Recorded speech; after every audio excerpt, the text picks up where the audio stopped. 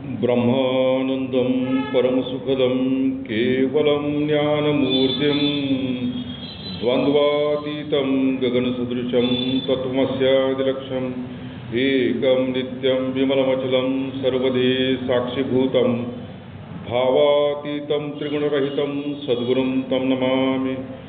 गुरुचरणप्रतापे पुण्यपापे जळाले, त्रिभुवनसमतीर्थे ज्ञानगंगे मिळाले। शुभाशुभ पाहता भावना राम झाली, निशिदिनी गुरुराया उन्मनी झोप आले। श्रीराम समर्थ। निर्वाहापुरते अन्न आच्छादन, आश्रमासी स्थानक उपागोन। कोठेही नसावे चित्ताची बंधन, हृदयी नारायण साठवावा। नय बोलो फार बैसो जनामाधी, सावधान बुद्धी इंद्रियादमी। तुका म्हणे घडीने घडी साधावी, त्रिगुणाची गोवी उगविणे। पूजनीय गुरुदेवांचं तुकाराम वचनामृत आणि त्याच्यामधलं साधनेचा पूर्वरंग हा जो 5वा प्रकरण म्हणू किंवा भाग म्हणू, त्यातला हा 231वा अभंग आज गुरुदेवांच्या सेवेसाठी घेतलेला आहे। गुरुदेवांच्या जयंतीच्या निमित्तानं आपण सगळे एकत्र जमलेलो आहोत आणि उद्या तारखेप्रमाणे त्यांची जयंती आहे। वास्तविकता संतांचे जयंती आणि पुण्यतिथीचे उत्सव हे केवळ साधकांच्यासाठी असतात। म्हणजे कुठल्याही संतांनी असं जाताना सांगून ठेवलेलं नसतं की माझे जयंती उत्सव करा बरं का, माझा पुण्यतिथी उत्सव करा, असं कधीही सांगितलेलं नसतं। आणि त्यामुळे पूजनीय काकासाहेब तुळपुळे यांनी सांगितलेलं आहे आपल्याला की साधकांच्यासाठी हा उत्सव आहे। आणि त्यामुळे काय की गुरुदेवांचे चरित्र असेल, संतांचे चरित्र असेल, त्याचं एक स्मरण आपण करत राहतो। पण त्याच्यापेक्षा महत्त्वाची जर गोष्ट कुठली असेल तर मागच्या जयंती उत्सवाला मी आलेलो होतो म्हणा, म्हणजे किंवा असं धरू आपण। प्रत्येक साधकानं एक अंतर्मुख होऊन विचार केला पाहिजे की त्यावेळची माझी साधनेची स्थिती, माझी प्रचितीचं अंग आणि ह्या सगळ्या गोष्टी याच्यामध्ये काही वाढ झाली का, मी मैलाचा दगड असून त्या तिथल्या तिथेच आहे की काय, अशी आपण आतमध्ये विचार केला पाहिजे। आणि त्या दृष्टीनं हा सगळा आपला तो जयंतीचा उत्सव असतो। आणि एक परम भाग्य मी देखील म्हणतो की 1995 साली पहिलं प्रवचन मी निंबाळला गेलो होतो आणि त्या गोष्टीला आज 30 वर्ष झाली की 30 वर्ष अखंड असा गुरुदेवांचा सहवास मला लाभलेला आहे। आणि नेहमी एक गोष्ट लक्षात दिली पाहिजे की सद्गुरूंचा जो संबंध जो असतो तो एका जन्मातला कधीच नसतो, कधीही नसतो। तो जन्मोजन्मीचा संबंध असतो। नाहीतर 30 वर्ष अखंड मी एका ठिकाणी म्हणजे गुरुदेवांच्या विषयी बोलणं, गुरुदेवांच्या विषयी चिंतन करणं ही गोष्ट कशी शक्य आहे ना। म्हणजे याचा अर्थ काय की पूर्वी जन्माचाही माझा काहीतरी संबंध असला पाहिजे। योगीराज वामनराव गुळवणी यांचे एक शिष्य होते आणि ते शिष्य काय असते की प्रत्येकाला आतमध्ये तुमच्या आणि माझ्यामध्ये जे एक पिंचिंग आहे ते पिंचिंग कायमच असणार ना, कारण का आपल्याला ती अंतिम साक्षात्काराची जी अवस्था जी आहे ती प्राप्त झालेली नाही आहे। त्यामुळे जे अंतिम समाधान जे प्राप्त व्हायला पाहिजे तेही झालेलं नाही आहे। काहीतरी समथिंग इज लॅकिंग, ही जी अंतःकरणाची जी स्थिती असते ती कधी जाते तर ती केवळ आत्मसाक्षात्कारानंतरच जाते, तोपर्यंत ती काही जात नाही आहे। त्यामुळे जे समाधान प्राप्त होत नाही त्याचं कारण काय आहे तर आपल्याला लक्षात येतं की साधन तेवढं नाही आहे। जे साधन गुरुदेवांना अपेक्षित आहे, जे साधन महाराजांना अपेक्षित आहे, जे साधन बाबांनी केलेलं आहे तेवढं साधन माझं काहीच होत नाही आहे, किंवा केवळ तोंडापुरतंच मी साधन करतो आहे। आणि त्यामुळं जी अंतिम स्थिती प्राप्त व्हायला पाहिजे ती होत नाही आहे। मग माझं कसं होणार हा प्रश्न जसा अर्जुनाला पडलेला होता तसाच आपल्या सगळ्यांना पडलेला आहे। आणि तो वामनराव गुळवणींना त्यांनी विचारलं की महाराज तुम्ही जे सांगता ते मला प्राप्त झालेलं नाही, तेवढी बैठक आमची होत नाही, साधन होत नाही, मग आमचं कसं व्हायचं। तर त्याच्यावरती वामनराव गुळवणी असे म्हणाले की जोपर्यंत आमचा शेवटचा शिष्य मुक्त होत नाही तोपर्यंत आम्हाला पुन्हा यावं लागेल, म्हटले पुन्हा यावं लागेल आम्हाला। पण पुढच्या जन्मात कदाचित मी वामनराव गुळवणी असणार नाही आणि तुमचं आत्ताचे जे नाव आहे ते तुम्ही असणार नाही, पण आपला संबंध हा जन्मोजन्मीचा असणारच आहे। आणि त्यामुळं मला असं वाटतं की जे आमचे स्वामी माधवनाथ म्हणायचे की माधव म्हणे आम्ही वैकुंठीचे राजे भक्ताची या काळजी जन्म आलो आणि तसं गुरुदेव देखील वैकुंठीचे राजे होतेच, त्यात काही प्रश्नच काही नाही आहे. आणि त्यामुळे ते आपल्या सगळ्या भक्तांच्यासाठी या जमखंडीच्या मध्ये जन्माला आलेले आहे. आणि हे मोठी भाग्याची गोष्ट आहे. ते जर आले म्हणून तर हे सगळा एवढा मोठा साधकांचा मोठा वर्ग आणि सुशिक्षित वर्ग या ठिकाणी आलेला आहे. जे गुरुदेवांनी कार्य केलेलं आहे त्यामध्ये ही ग्रंथरचना हे एक कार्य आहेच.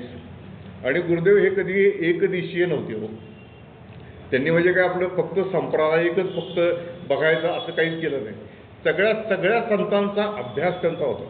म्हणजे भगवद्गीतेचा अभ्यास तर त्यांनी केला, पण महाराष्ट्रातल्या सगळ्या संतांचा अभ्यास, हिंदी संतांचा अभ्यास, सगळ्या संतांचा अभ्यास करून आपल्या प्रचितीला जे आलं, जे अनुभवाला आलं, तेच त्यांनी तेवढं आपल्यासमोर मांडलेलं आहे. आणि त्यामुळे तुकाराम वचनामृतामधले जी काही अभंग आहेत तर त्यातला हा अभंग माझ्या डोक्यात एकदम की ज्यावेळी ते मी तुम्हाला नेहमी सांगितलं की प्रवचनाचा विषय आधारे आला की विषय आपोआपच सुचला जातो.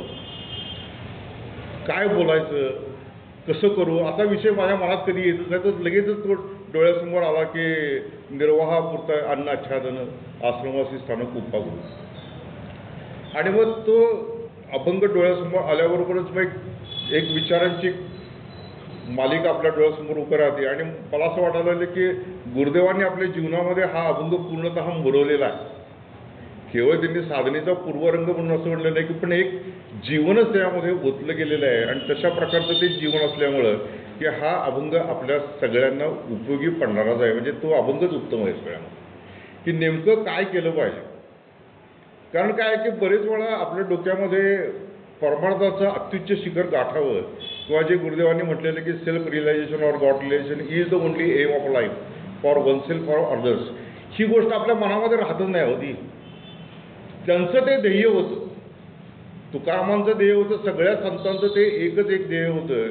त्यामुळे गुरुदेवांनी ज्यावेळी नाम घेतलं आणि वामनराव बेलसरेंनी त्यांना विचारलं तर त्यांनी सांगितलं एकच गोष्ट की मी इथून पुढे नामासाठीच जगायचं असं ठरवलं. आणि ज्या वयामध्ये गुरुदेव आले त्या वयामध्ये कसं होतं की अंतःकरण हे ओलं ज्याला मोल्डिंग होईल अशा प्रकारचं होतं. त्यामुळे तीव्र बुद्धिमत्ता तर त्यांच्याकडे होतीच, नम्रता त्यांच्याकडे होती, अंतःकरणामध्ये प्रेम त्यांच्याकडे होतंच. आणि हळूहळू ती सद्गुरूंच्यावरती निष्ठाही वाढत गेली आणि त्यामुळे त्यांचं साधन ते वाढत तिथपर्यंत गेलं.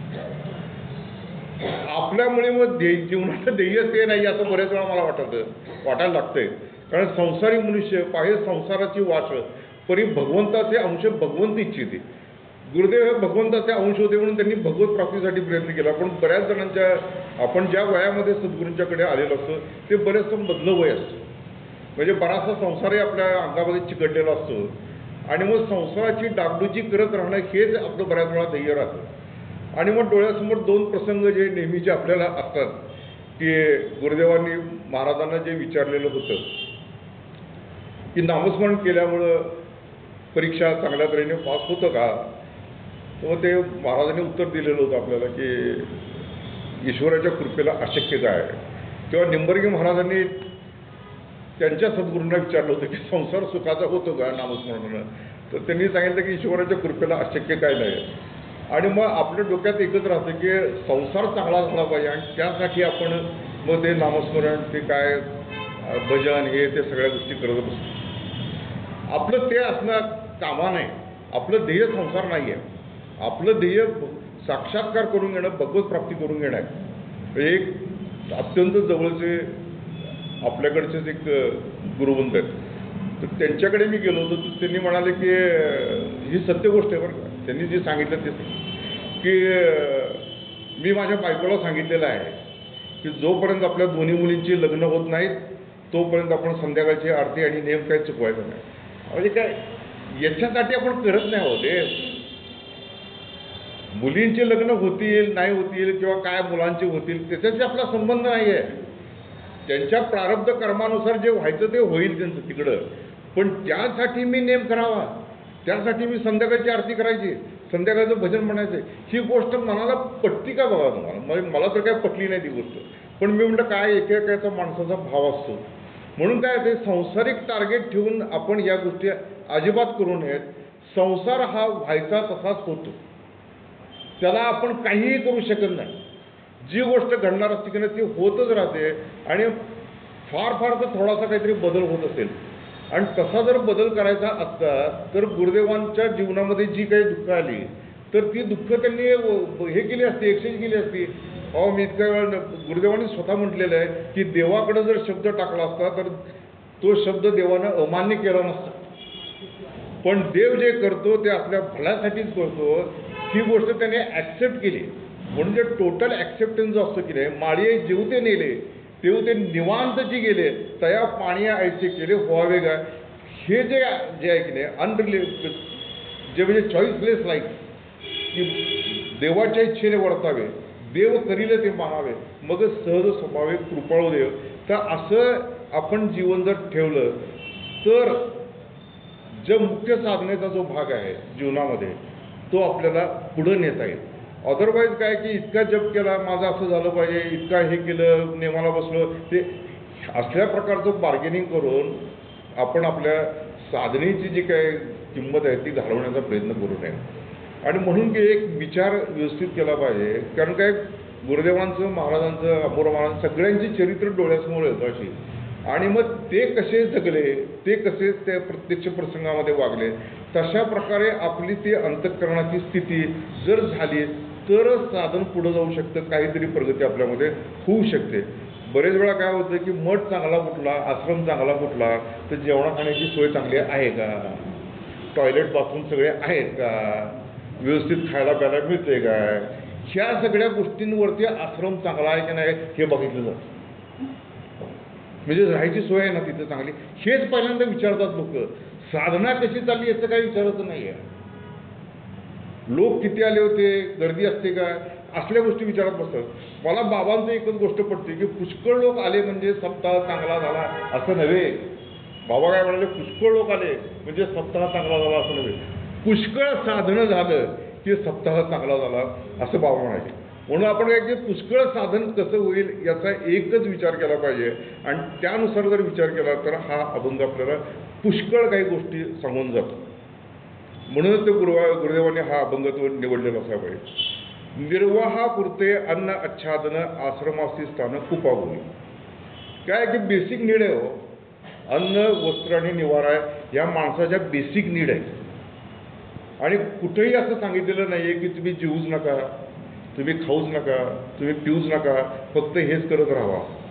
किंबहुना स्वामी विवेकानंदांनी असं म्हटलंय की उपाशी पोटी एखादा मनुष्याच्या पोटामध्ये आगीचा म्हणजे भुकेचा आगडोंब घुसळलेला आहे आणि अशा व्यक्तीला तू परमार्थ कर, नामस्मरण कर किंवा काय तरी ध्यान कर असं सांगणं म्हणजे अत्यंत वाईट गोष्ट आहे. म्हणजे असं कधी, कारण त्याच्या पोटाला अन्न ही आवश्यकताच आहे हो. आपल्या सगळ्यांना अन्नाची गरज आहे.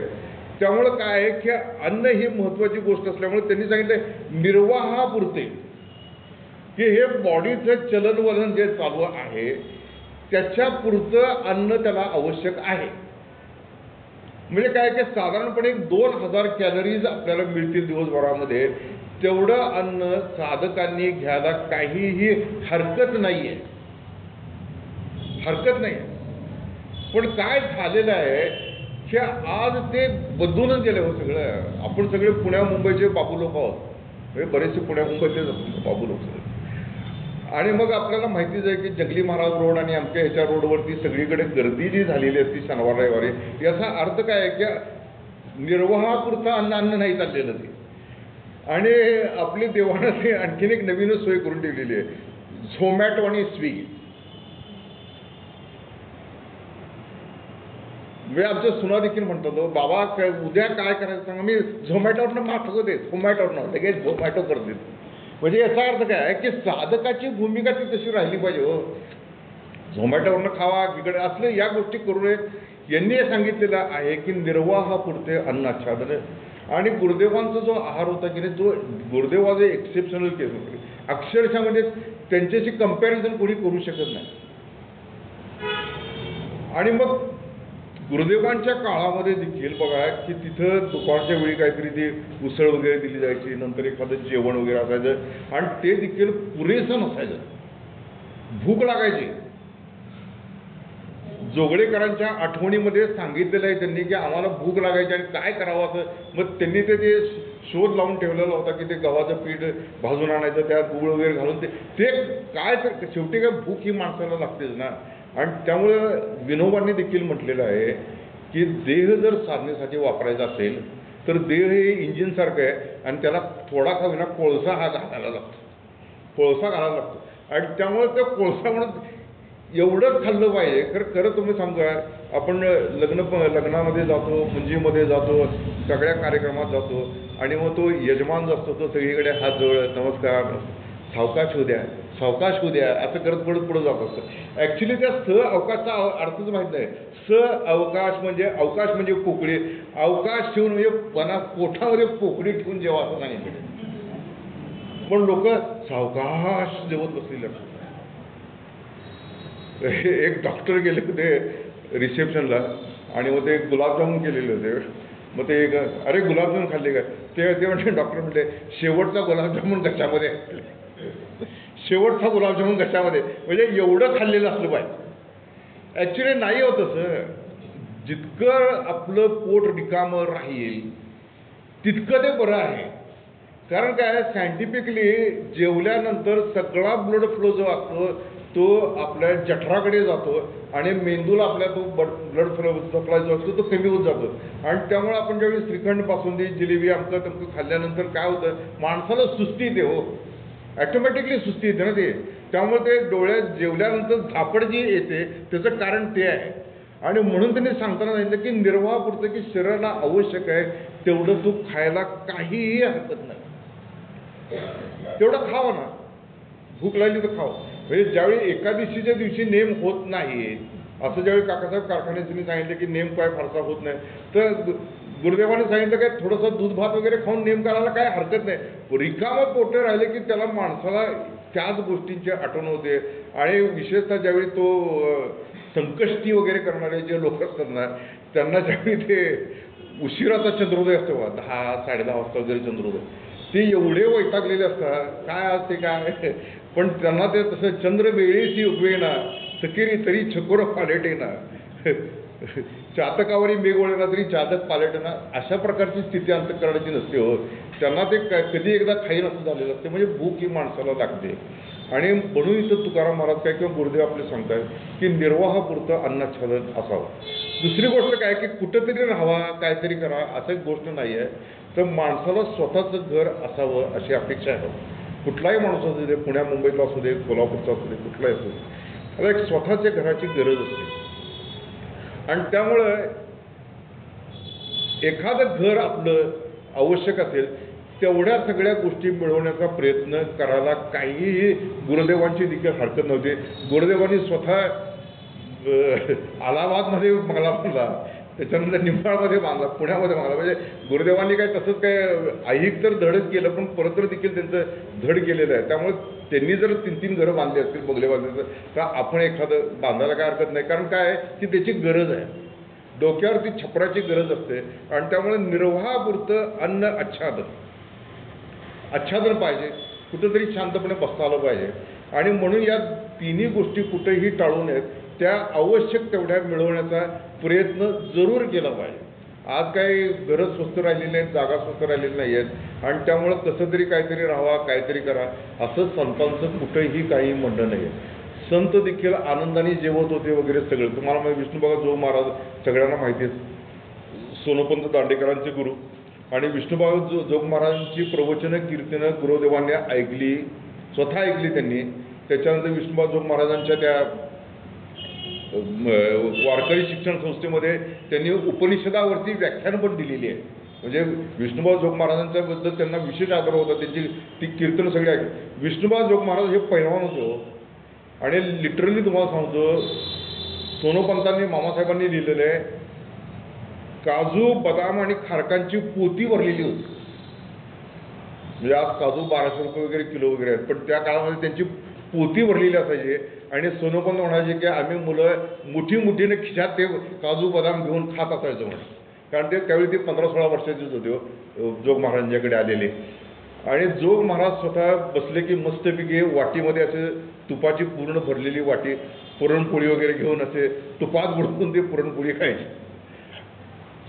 ते त्यांच्या शेजारी एक वारकरी बसले ते म्हणले, मामा तुम्ही संत आणि तुम्ही तुपात पुरणपोळी बोल. तर म्हटले, संतांनी काय मग कडबा खायचा का म्हटले. ते परमार्थी खाती जेवती, म्हणजे संसारिक खाती जेवते आणि परमार्थी काही उपाशी राहते. ते पण ते जेवण झाल्यानंतर 2.5 तासाचा नेम हा जोग महाराज करत होते. खोली बंद असायचे, समोर एक आरसा ठेवलेला असायचा आणि त्या आरशासमोर बसून त्यांच्या 2.5 ते 3 तासाची ती बैठक ध्यानाची आणि नामाची असायची. म्हणजे विचार केला पाहिजे संत काय करतात त्याच्यात. त्यामुळे निर्वाहापुरते अन्न आच्छादन, आश्रम असते स्थान कोपागोबी. आश्रम म्हणजे राहण्याची जी जागा आहे तीच जणू काही आश्रम केला पाहिजे असं त्यांचं मत आहे. की दुसरीकडे कुठंतरी उठून जाऊन इकडे जावं तिकडे जावं असं करण्यापेक्षा आपल्या घराचं स्थान जे आहे त्याचं वातावरण हे आश्रमासारखं असलं पाहिजे. आणि गुरुदेवांनी आपल्या जीवनामध्ये ते केलं. म्हणजे निंबाळचा आश्रम आज आपण आश्रम म्हणतो, पण गुरुदेव असताना तो काय होता, तो आश्रमच झालेला होता. कितीतरी साधक तिथे येत होते आणि त्यांच्या समोर ते नेम चालायचा, भजन चालायचं, प्रवचनं ऐकायला मिळायची तिथे. आणि म्हणून तर तुकाराम महाराज म्हणतात की आपलं घराचंच आश्रमासारखं वातावरण निर्माण करा. म्हणजे काय होईल की घराचं एक संतांचं वस्तीस्थान आहे असं होऊन जाईल. ते आश्रम म्हटलं की तिथं सद्गुरू आले, देव आले, संत आले, सगळे लोक आले आणि त्याच्यामुळे तिथं वातावरण जर तसं निर्माण झालं तर आपल्याला अन्य ठिकाणी जाण्याची काही गरज नाही. म्हणजे येणाऱ्या माणसाला असं वाटलं पाहिजे की आपण जणू काही एखाद्या संतांच्या घरी आलो आहोत, आश्रमामध्ये आलेलो आहोत असं वाटलं पाहिजे.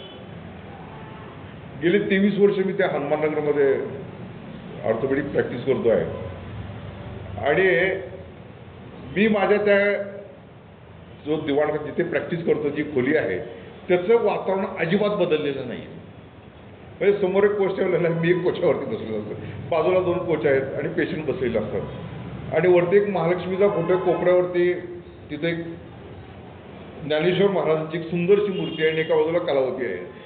लोक आल्या आल्या पहिल्यांदा महालक्ष्मीला नमस्कार, जे वारकरी संप्रदायाचे आहेत ते तिथं माऊली म्हणून मोठमोठ्याने ते रामकृष्ण हरी म्हणून नमस्कार करतात. जे कलावती आईच्या संप्रदायातले किंवा ज्यांना कलावती आई म्हणतात ते आई हरे नम आई लिदारला नम आई लिदार, म्हणजे कानडी लोक जास्त.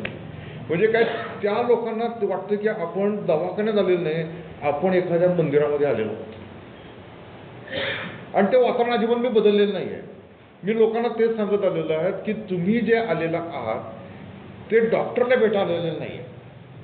एखादी भगिनी आली असेल तर ती मोठ्या भावाला भेटायला आलेली आहे, लहान मुलगी असेल तर ती काकांना भेटायला आलेली आहे, एखादा मनुष्याला असेल तर तो मित्राला भेटायला आहे. हे मी त्यांना सांगतो, तुम्ही मित्राला भेटायला आहे, तुम्ही दवाखान्यात आला असेल. त्यामुळे लोकांना टेन्शन राहत नाही. आणि तीच गोष्ट इथं आपल्याकडं करायची आपल्याला आहे की घरातला आतमध्येच शिरलं की वाटलं पाहिजे की आपण एखाद्या मंदिरामध्ये आलेलो आहोत. आणि म्हणून इथं तुकाराम महाराज म्हणतात की आश्रमाची स्थानं कुपागोवे.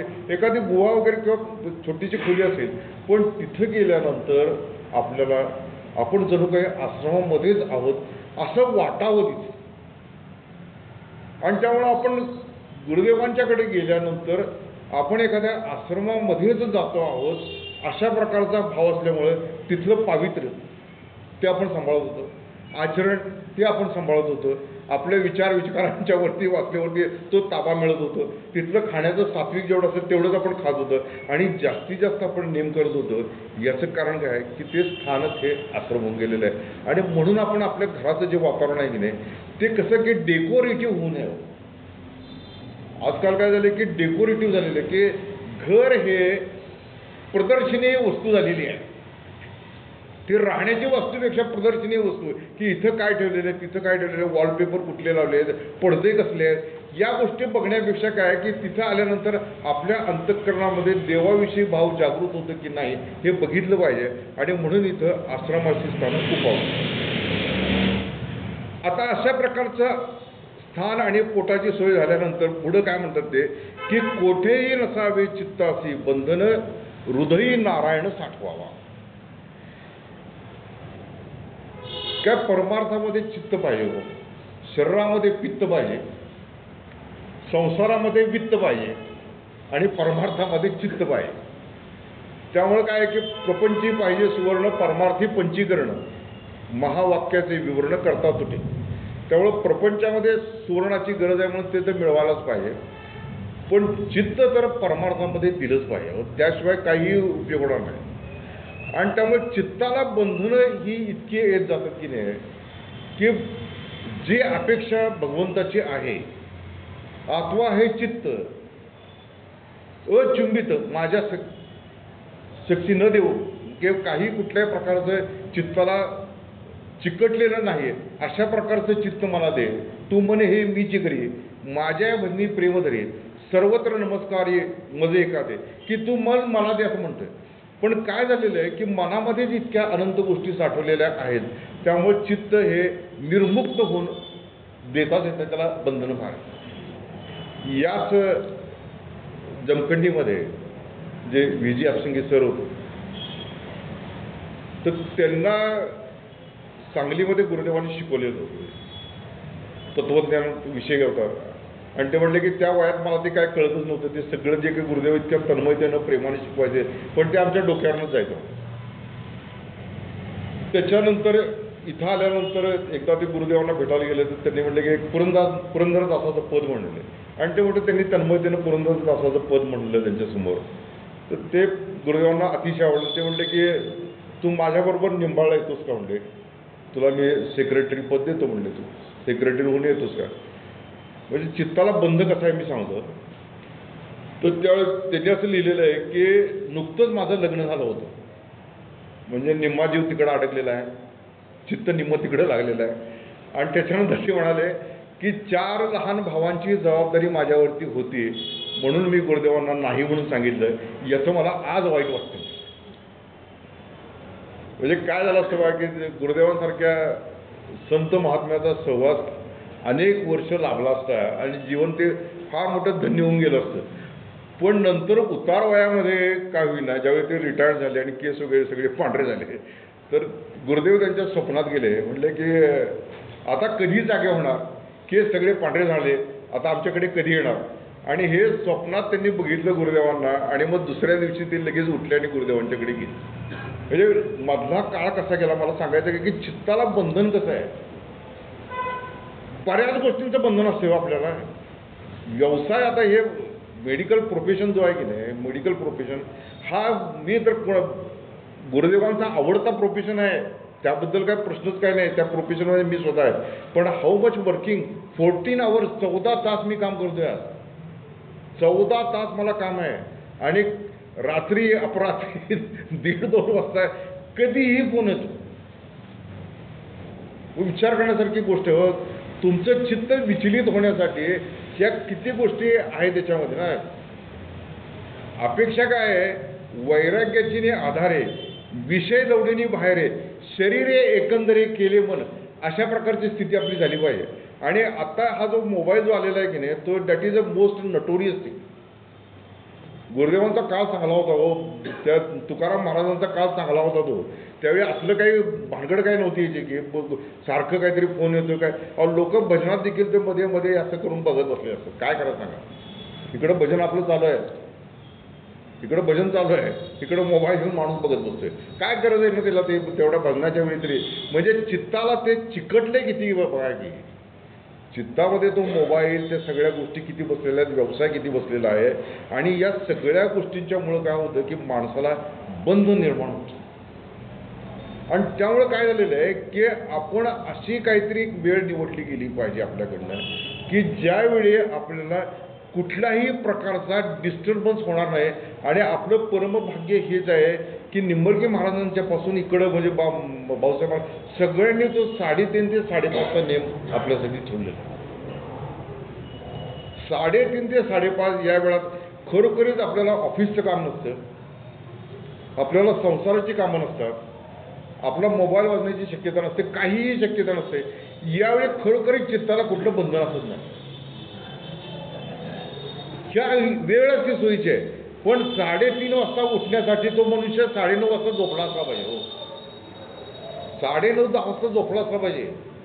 लोक 12 वाजेपर्यंत मेसेज करत बसलेले असतात, गुड नाईट, स्वीट ड्रीम्स, अमके दमके मेसेज, काय काय रात्रीचं आणि काय काय हे बिझनेस वगैरे 12-12 वाजेपर्यंत जर ते झोपत नसतील तर तो मनुष्य सकाळी उठणं 3:30 वाजता शक्य नाही आहे. म्हणून साधकांसाठी हे सगळं सांगितलेलं आहे, हे जनरल पब्लिकसाठी सांगितलेलं नाही आहे. आणि आपण गुरुदेवांच्या चरणाजवळ आलेलो आहोत आणि सगळेजण म्हणतो आम्ही साधक आहोत, साधक आहोत, आम्ही बिल्ला लावून ठेवलेला आहे, गळ्यात लाकड घालून ठेवलेलं आहे, सगळं घातलेलं आहे आम्ही. मग आम्ही काय करतो आहोत हा प्रश्न आहे हो याच्यामध्ये, की आम्ही किती वाजता झोपतो आहोत. आम्ही जर 11-12-1 वाजता झोपत असो तर शक्य नाही ना आम्हाला 3:30चा नेम करणं. आणि कारण तेवढा एकच वेळ असा असतो की त्यावेळी आकाशवाणी चालू नसते, काहीही कुठं काही नाही, पिन ड्रॉप सायलेन्स जो असतो की नाही तो सायलेन्स असतो. आणि त्यामुळं त्यावेळी आपण करू शकतो की वैराग्याचे की सगळे विषय बाहेर दडून टाकलेले आहेत, जरा स्वच्छ झालेलो आहोत, जरासा व्यायाम केलेला आहे, शरीर हलकं झालेलं आहे आणि शांतपणे आपण त्या ठिकाणी बसलेलो आहोत आणि मग तिथं मन वळावू शकतो. म्हणजे कुठेही नसावे, म्हणजे कुठलंच बंधन नसलं पाहिजे.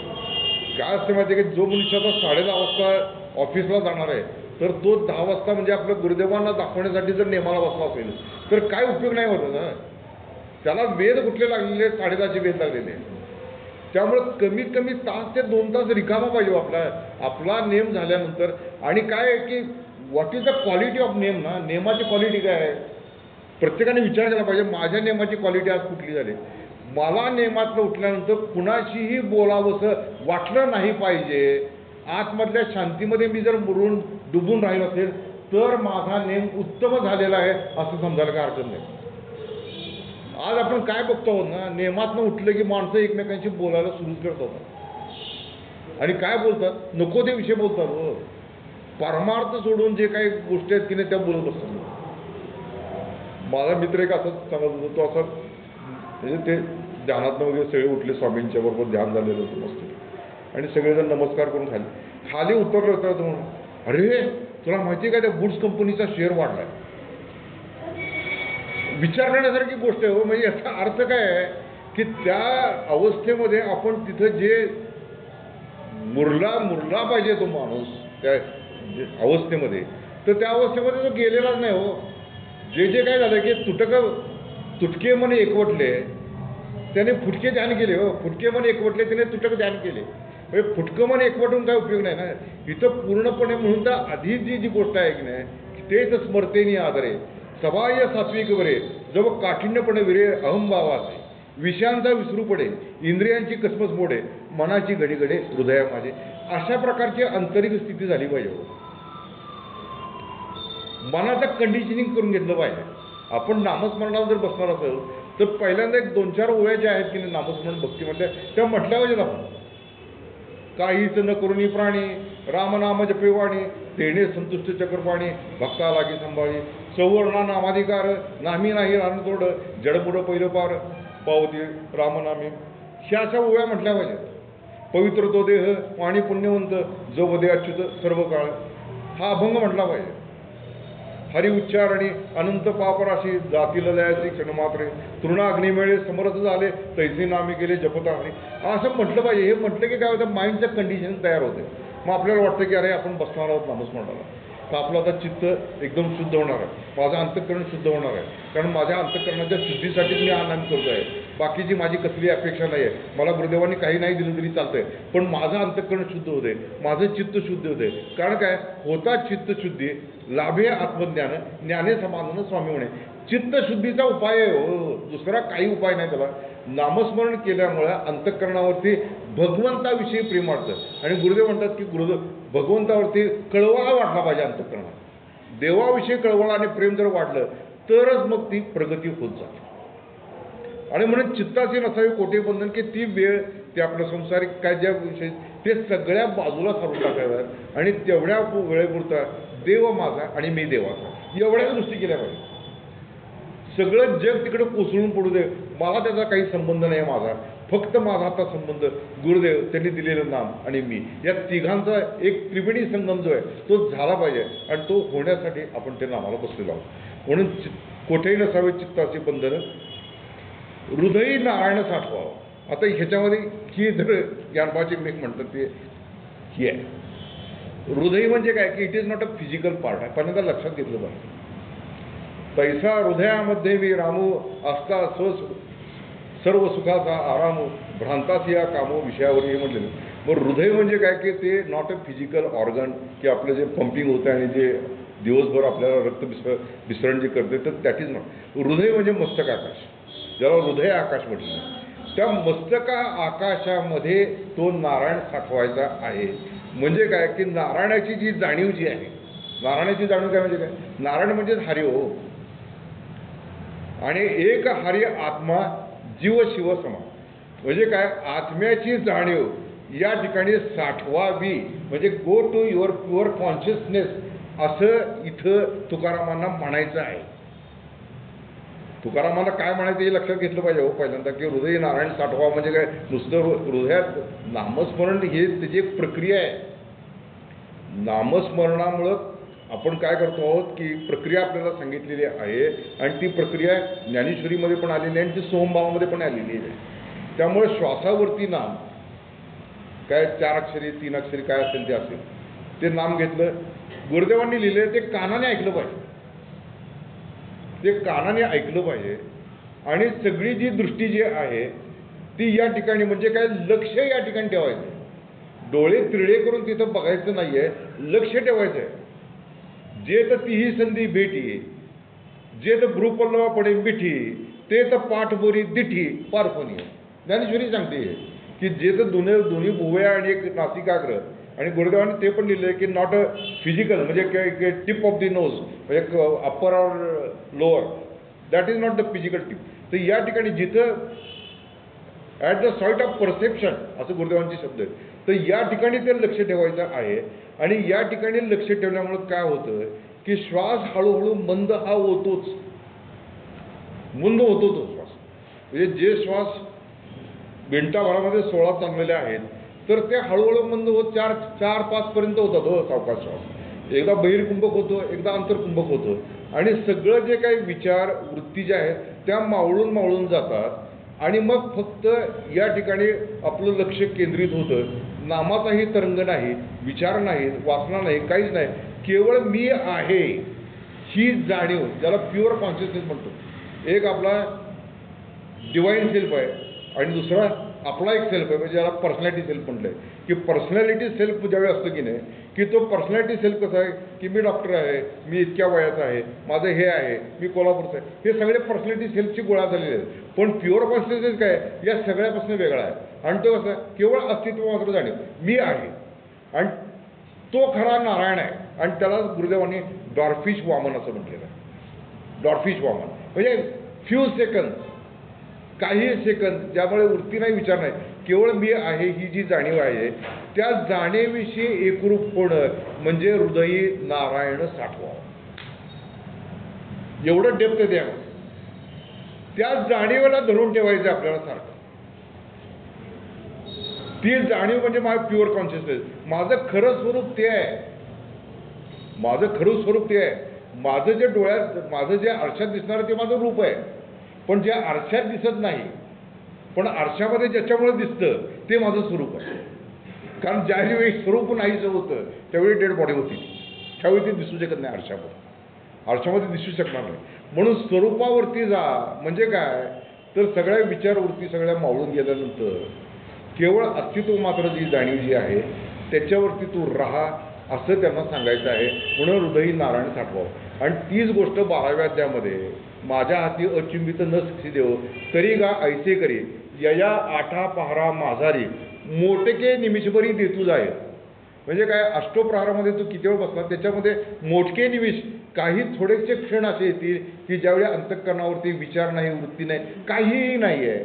मोठके निमिष बरी देतू जाय. मग जे काय निमिख देखील माझे सुख. मग जे 1-2 क्षण असतील, माझं सुख म्हणजे काय की परमेश्वराचं सुख. आणि परमेश्वर म्हणजे काय की माझा आत्मा. आणि आत्मा म्हणजे कोण, तो मीच. म्हणजे माझं सुख मला कळेल. जे काय निमिख देखील माझे सुख तेथुले अरोचक विषय घे. की त्या क्षणात तो जो क्षण जो असतो ना तो साधण्याचा प्रयत्न करायचा आहे. आणि मग म्हणून तर तेव्हा म्हटले नाही की देवाच्या द्वारी उभा क्षण बरी तेणे मुक्तिचारी साधिले.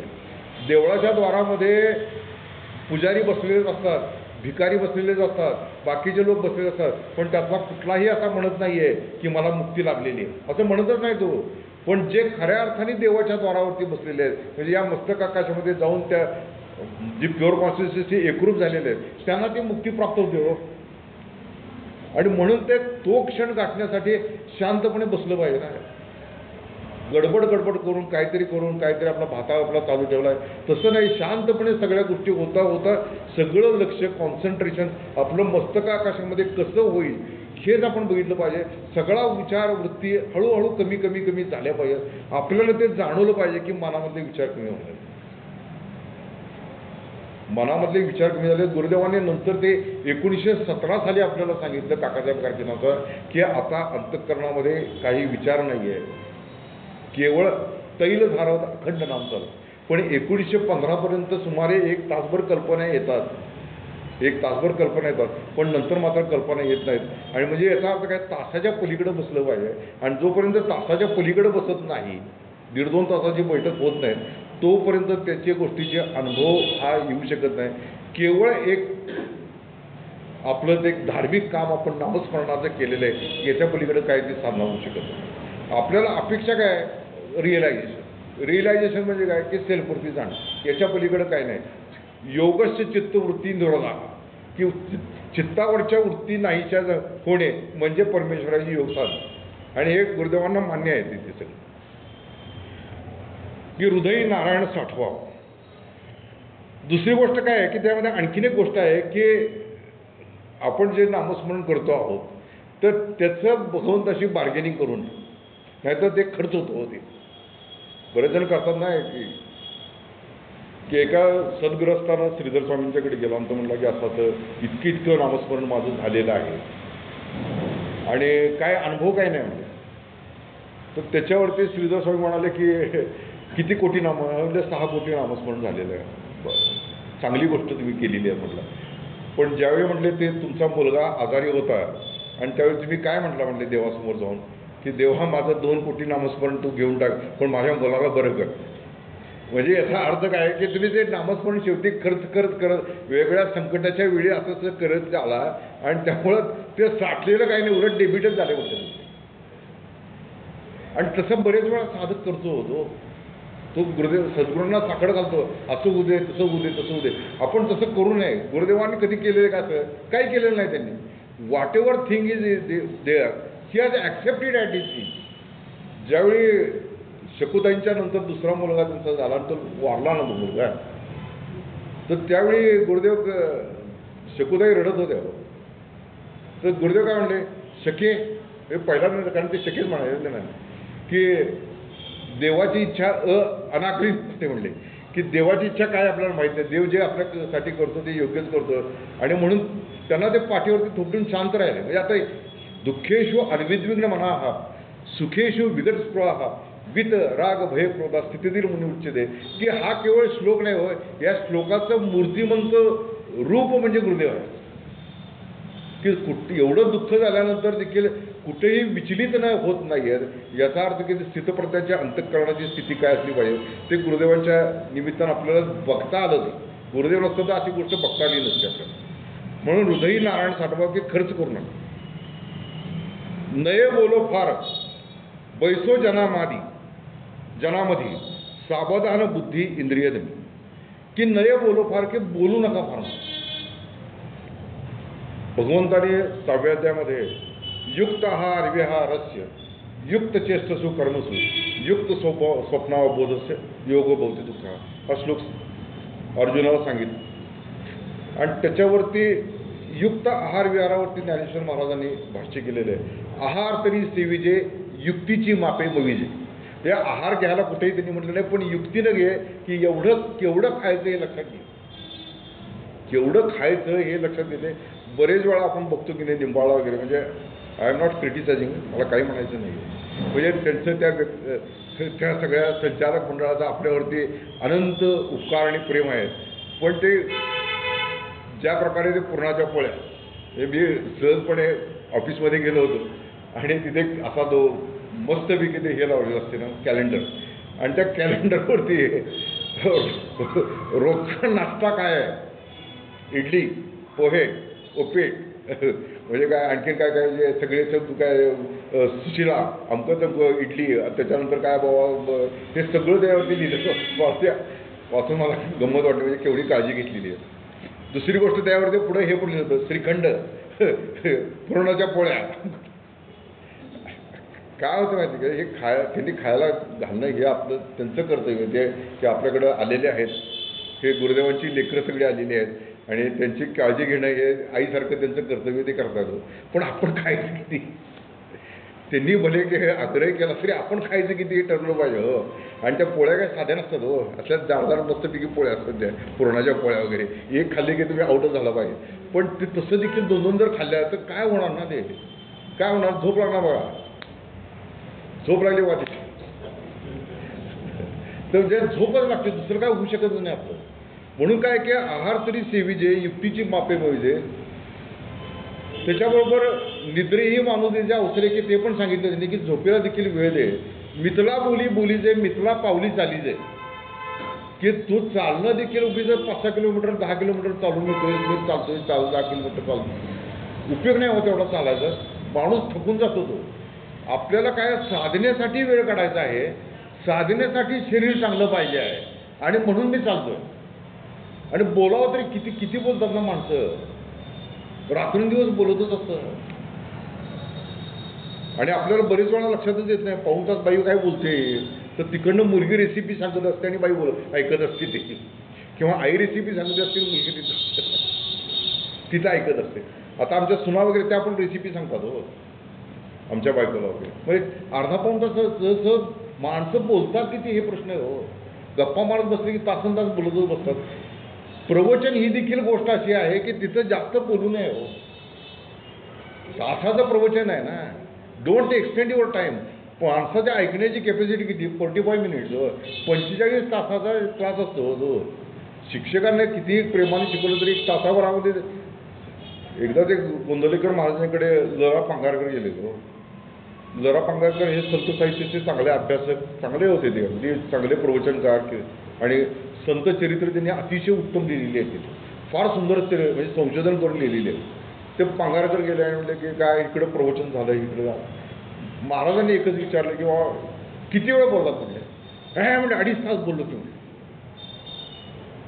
काय बुवा म्हटले एखाद्याला बटाट्याची भाजी आवडती आहे कबूल आहे म्हटले पण तुम्ही बचकावर भाजी त्याच्या ताटात घातली तर त्याला कसं खायचं म्हणले ते कसं खायचं म्हणले त्यांनी. अहो बोलायचं म्हणले जी गोष्ट म्हणले थोडक्या वेळात जर समजून सांगता येते तर थोडक्या वेळात सांगा की.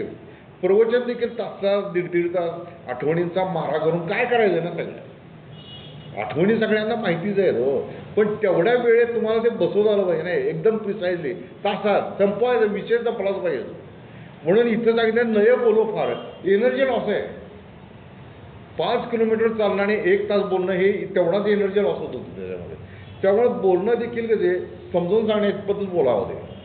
तासनतास त्याला समजावून सांगण्यात काय अर्थ काय नाही. पेशंटला देखील किती वेळ आपण बसवून घ्यायचं आहे आणि किती वेळ बोलायचं हे ठरवता आलं पाहिजे आपल्याला. प्रत्येक गोष्टीला मोजमाप पाहिजे. थोडक्या शब्दामध्ये चांगल्या शब्दामध्ये गोड शब्दामध्ये सांगितलं म्हणून नये बोलो फार पैसो जनामा. आता इथं काय म्हणायचं त्यांना की कुठल्याही लोकांच्या मध्ये जाऊन बसू नये. सत्संगामध्ये बसायला काही हरकत नाही आहे त्यांची. पण जनरल पब्लिक जे की ज्यांना परमार्थाची अजिबात आवड नाही आहे ज्यांना काही त्यातला गंध वार्ता काय नाही आहे ज्यांना ते रुची त्याच्यामध्ये नाही आहे अशा लोकांच्यामध्ये फारसं बसायला जाऊ नये. कारण काय असते माहिती काय की संघ ढवळ्या शेजारी बांधला पोळा वाण नाही पण गुणाला असं म्हणतात की नाही तसं होतं की माणसाला विषय लोकांच्यामध्ये बसला की त्याला काही ना काहीतरी हे चिकटतं. रामकृष्णांच्याकडे त्यांचे एक अतिशय चांगले शिष्य होते आणि ते नेमकेने त्या नाटकाच्या जे कामधंदा असतो ना त्याच्यामध्ये काम करत होते. आणि रात्री अपरात्री नाटक संपल्यानंतर त्या नट्यांना वगैरे त्यांना पोचवायला वगैरे जायचं लागायचं. तिकडे हिला या घरी पोचव तिला तिकडं पोचव आणि नंतर मग ते मनामध्ये ते विचार राहतात ना कंटिन्युअसली. तर रामकृष्ण असं म्हणाले की तू हे सगळं काम बंद कर म्हटले. काजळानं माखलेल्या खोलीमध्ये कितीही जपून जायचा प्रयत्न केला तरी देखील थोडं काळं लागतं वाटतं. आणि तसं म्हणले की स्त्री कितीही भक्तिमती असू दे, तिच्या सहवासात थोडा वेळ जरी राहिला तरी अंतःकरणामध्ये कामछटाची उमटते, असं त्यांनी सांगितलं रामकृष्णांनी. म्हणजे रामकृष्णांसारखे महात्मा हे सांगतात, म्हणजे आपल्याला लोकांच्या मध्ये बसल्यानंतर लोकांचे विषय काय असतात ना, काय विषय, आपण राजकारण हा आपला विषय नाही हो. That is the dark side of the life असं म्हटलेलं की ती काळी बाजू आहे. त्यामुळे राजकारणी माणसं किंवा त्यांची चर्चा या असल्या गोष्टी आपल्या डोक्यात घ्यायच्या नाही आहेत. म्हणून त्यांनी सांगताना सांगितलं की बैसो जन नय बोलो फार बैसो जनामध्ये, की लोकांच्या मध्ये बसू नकोस. एखादा जरी भक्तिमान किंवा आपल्या संप्रदायात असेल तरी त्याच्याबरोबर देखील किती आपण थोडं बोलावं आणि त्याला म्हणावं की चल आपण थोडं नेवाला बसूया. पहिल्यांदा नेम, जेवढे शब्द कमी होतील अंतःकरणावरचे तेवढे विचार कमी होतात, आणि विचार कमी झाले की अंतःकरण तरल राहतं ना, त्यामुळे ते ॲब्सॉर्ब चांगलं होतं. आणि म्हणून इथं की बैसो जनामाधी सावधान बुद्धी इंद्रियादमी, की काय की इथं दोनाचं एक सांगितलं की इंद्रियांचं दमन करायला सांगितलंय आणि मनाचं शमन करायला सांगितलं.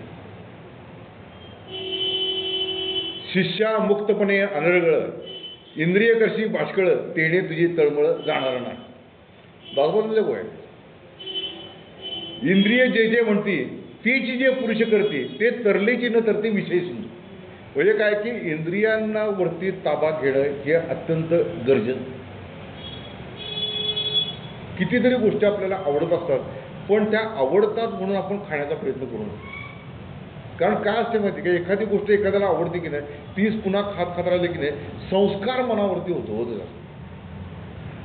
पूजनीय स्वामी आमचे माधवनाथ सद्गुरू म्हणायचे की ज्या दिवशी आपल्याला असं वाटेल की गुलाबजामुन खावेसे वाटतात, त्या दिवशी मुद्दामून बाजारात जाऊन कारली घेऊन या, कारल्याची भाजी करून खावी. कारण काय होते, ती चटक लागते हो. या मनाचे एक निके जे देखील या गुढीच्या ठाया चौके, म्हणून या अनुभव सुखाची कौतुके दावीत जायचे.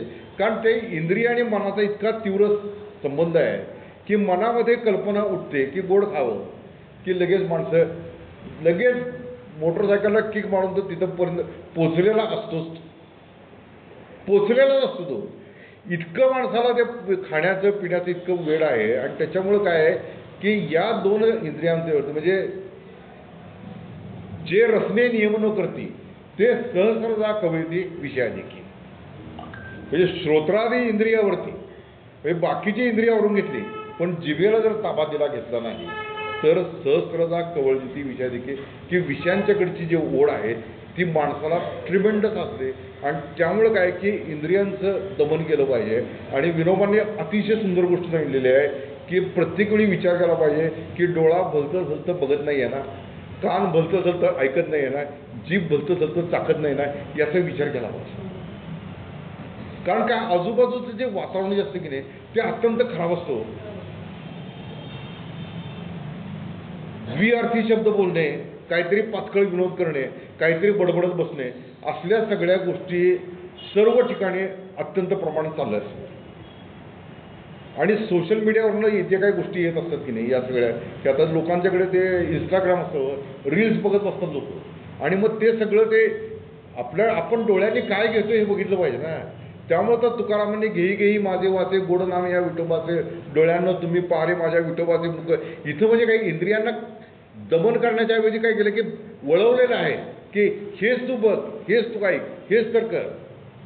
म्हणजे गुरुदेवांना कादंबरी वाचलेली आवडत नव्हती. म्हणजे जेवरकर शास्त्रींनी सांगितलं ना आपल्याला की कादंबरी त्यांच्या हातात होती, ती दुसऱ्याने दिलेली होती ॲक्च्युली, ती त्यांनी वाचत नव्हते. पण गुरुदेवांनी स्पष्ट सांगितलं असली पुस्तकं वाचू जाऊ नका, असली पुस्तकं वाचू नका.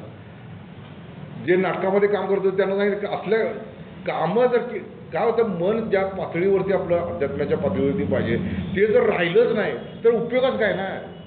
एवढं सगळं दिवसभर मेहनत करून 2 तास जर इकडे तिकडे घालवले तर सकाळपासून संध्याकाळपर्यंत जे अंतःकरणामध्ये गुरुदेवांना साठवण्याचा प्रयत्न करत होतो तर त्याच्यामध्ये ते गुरुदेव साठलेच नाही, नाम साठलंच नाही, लगेच सगळे इव्हॅपोरेट होऊन गेलं.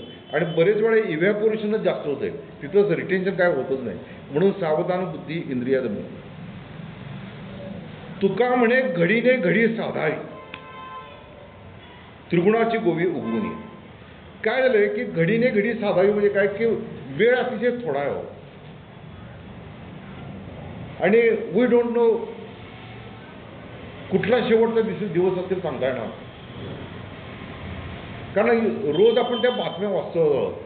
म्हणजे एअर इंडियाचं विमान उड्डाण करताना 266 लोक क्षणार्धामध्ये जातात.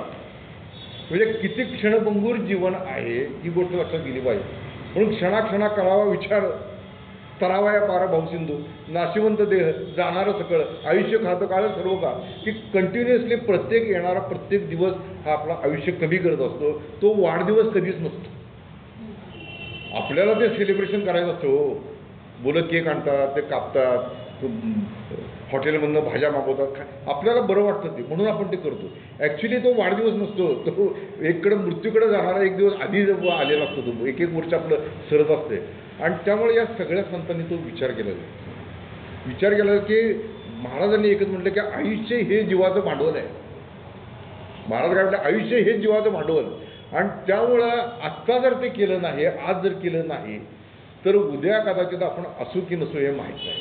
We don't know. आणि त्यामुळं काय आहे की घडीने घडी साधावी, की सकाळ दुपार संध्याकाळ रात्री अक्षरशः म्हणजे केवढं उपकार ते नित्यनियमावलीने आपल्याला संप्रदायानं करून दिलेले आहेत, की 4 वेळची भजनं आपल्याला ठेवलेली आहेत.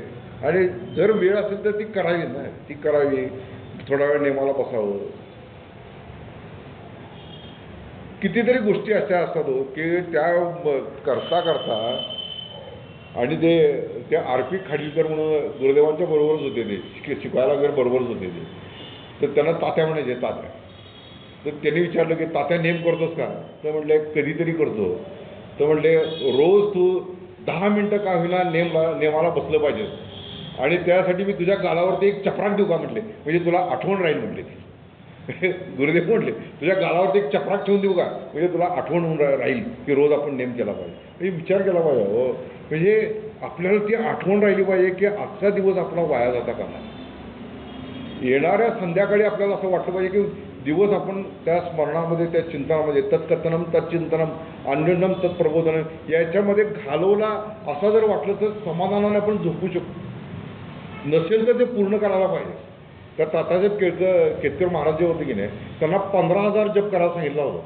15,000 महाराजांनी रोजचा 15,000 जप झाला पाहिजे. तर ते दिवसभरामध्ये त्यांच्या मुखातून महाराज बोलायचे ना, गोंदवलेकर महाराज. ते शेकडो लोक यायचे, ते विचारायचे. आणि या सगळ्या गोंधळामध्ये काय होतं, तो जप राहायचा. तर तात्यासाहेब केतकरांची निष्ठा एवढी की रात्री मध्येच कधीतरी उठून 2 वाजता 1 वाजता उठून तो सगळा जप पूर्ण करायचा आणि मगच ती झोपायची. त्या दिवसाचं जे माप आहे ते सद्गुरूंच्या चरणावरती घातलंच पाहिजे. असा आपला निश्चय झाला तरच आपण ते घडीने घडी साधावी. जे तुकाराम म्हणतात की घडीने घडी ते परमेश्वराकडे जाण्याची घडी साधावी असं म्हणतात. ते साधली पाहिजे ती गोडी. आणि मग काय की त्रिगुणाची गोवी उगवणीय काय झालं की मुळातच देह त्रिगुणात्मक आहे. हो, सगळं सृष्टीच त्रिगुणात्मक आहे ना. सत्वरजतम आहे ज्याच्या अंगी याचे गुणी जगी वाया गेला. बरोबर आहे ना. हे तर आपण रोज रात्री म्हणत आलेलो आहे. आणि तेही म्हणतो की तम म्हणजे काय, नरकची केवळ रजतो सबळ मायाजळ. तुका म्हणे येथे सत्वाचे सामर्थ्य करावा परमार्थ अहर्निशी. म्हणजे अहर्निशी परमार्थ केला पाहिजे, त्यासाठी सत्वगुणाचा हात धरला पाहिजे. ही गोष्ट आपल्याला कळलेली आहे. आणि म्हणूनच सत्वगुणाचा समाज जो आहे तो पुन्हा पुन्हा आपण वाचला पाहिजे. साधक समाज रोज वाचला पाहिजे. कारण काय, सत्वगुण नेमका काय आहे. आणि मग सकाळपासून संध्याकाळपर्यंत सत्वगुणाचा हात धरून चालतोय की नाही हे देखील आपल्याला अंतर्यामी विचार करून बघितलं पाहिजे की दिवसामध्ये सत्वगुण कितपत आहे, रजोगुण कितपत आलेला आहे, तमोगुण कितपत आलेला आहे. काय झोपूनच राहिला, काहीतरी कारणं सांगत आपण. गुरुदेवांनी कसं केलेलं बघावं. 40 वर्ष एक दिवस देखील तब्येत दड नाही. आणि 105 असेल तर 101 ताप असेपर्यंत मी नेम करतो. 101 तापच्या पुढे गेला की मी देवाला सांगतो तुझा नेम तू बघून घे. म्हणजे 101 ताप असताना देखील हा महात्मा सत्वगुणाचा हात घट्ट धरून तो नेम करतो. म्हणजे विचार केला पाहिजे. आणि म्हणून काय आहे की हा सगळा जो विचार जो आहे तो अंतर्मुख होण्याचा विचार आहे. परमार्थ म्हणजे बहिर्मुख नाही. परमार्थ म्हणजे दाखवणं काही नाही आहे. प्रदर्शनानं परमार्थ होत नाही, दर्शनानं परमार्थ होतं. आणि ते दर्शन म्हणजे जे आहे ते आत्मदर्शन आहे. आणि त्यासाठी आत्मदर्शन होण्यासाठी गुरुदेवांनी असं म्हटलं की सद्गुरूंचीच कृपा पाहिजे.